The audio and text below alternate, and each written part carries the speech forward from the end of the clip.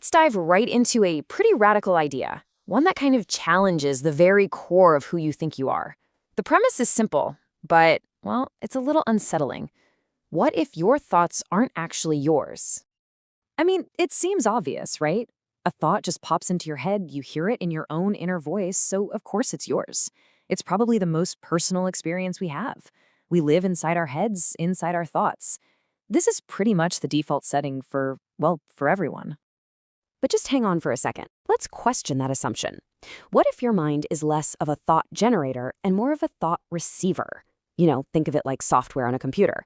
What if the basic operating system and most of the apps you use every day were installed by someone else, long before you even knew how to type? And that's really the hook, isn't it? This is the big question we're going to unpack together. Are you truly an independent thinker, forging your own path?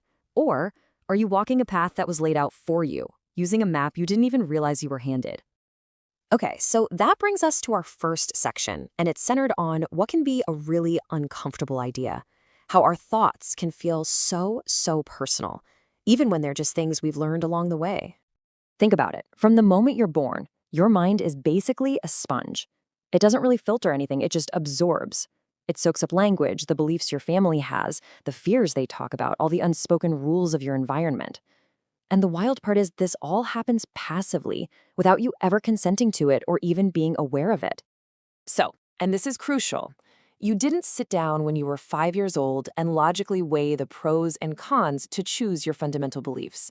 Your first ideas about money, about what success looks like, about God, about what it means to fail, these weren't choices. They were basically downloads. They were inherited, just like your hair or eye color.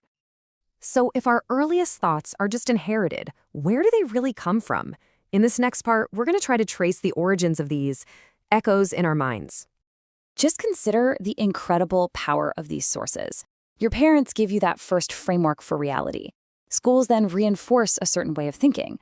Religion can offer a whole moral blueprint. Your culture sets all the unwritten rules, and the media is constantly telling you what you should want. It's like a full spectrum broadcast, shaping your thoughts from every possible angle.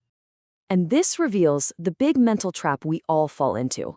A thought can just bounce around in your head for 20 years, and because it's been there so long, it feels like your own. But really, it's just familiar. All that repetition from these outside sources makes an external idea feel like an internal truth. But we have to remember, familiarity is not the same thing as ownership. Okay, so you might be feeling some resistance to all of this right now, and that's completely normal. In fact, our minds have this incredible built-in defense mechanism against this very idea. Let's get into why it's just so hard to accept. Here's the problem. We build our entire sense of self, our identity, on the foundation of our thoughts, our beliefs, our opinions. I'm the kind of person who believes X.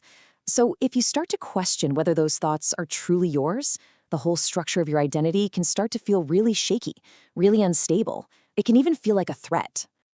Now, to avoid that shaky feeling, the mind performs this brilliant little trick. It takes all that programming, all that external conditioning from your parents, your school, your culture, and it just relabels it. It calls it personality. We say things like, oh, that's just who I am, when a lot of the time it's really just what we were taught to be. All right, let's zoom out now from the personal stuff to the bigger picture, because it's not just individuals influencing us, it's the massive systems we all live inside of. These are the unseen forces that quietly guide how millions of us think. In the past, control was often physical and obvious. Think walls, guards, brute force. But today's systems of control are way more sophisticated. They operate on a psychological level. They're designed to shape how you think, not just how you act. So how do they pull this off? Well, these systems, our educational system, our economy, our political structures, they set the default definitions for our lives. They define what a successful career looks like. They define what it means to be a failure. And maybe most importantly, they define the boundaries of what's considered acceptable thought. Which ideas are mainstream and which are too weird or radical to even question. And that's really the end goal for these systems.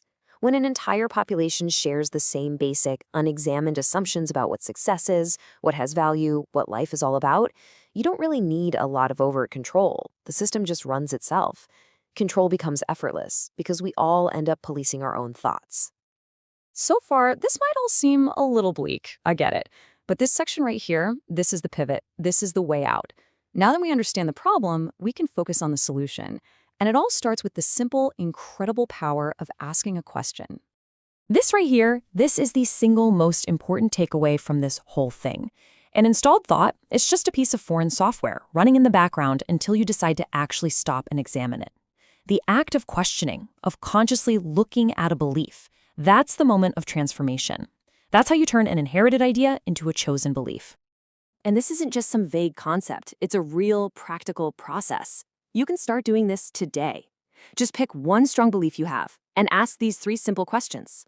1, why do I really believe this is true? 2, who or what was the original source of this idea for me? And 3, the big one, does this belief actually serve me? Does it help me become the person I want to be? And asking those questions is what brings us to our final section. This is about starting a lifelong project. It's about so much more than just thoughts. It's about reclaiming your own mind and finding real intellectual freedom. And remember, you don't have to have it all figured out overnight. The goal isn't to just throw out all your old beliefs and get new ones. The victory is in the awareness itself. The simple act of becoming aware of your own conditioning, that's what creates a little bit of space between you and your automatic thoughts. And in that space, that's where your freedom to choose lives. Because ultimately, any freedom you have in the outside world is just a reflection of the freedom you have internally. You can't really be free out there if you're a prisoner of unexamined beliefs inside your own head. It all starts right here. So I'll leave you with this one last thought to chew on. The most profound shift you can make might come from changing just one single word in your inner monologue. Stop just asking, what do I think? And start asking, why do I think this? That is where your true self really starts to speak.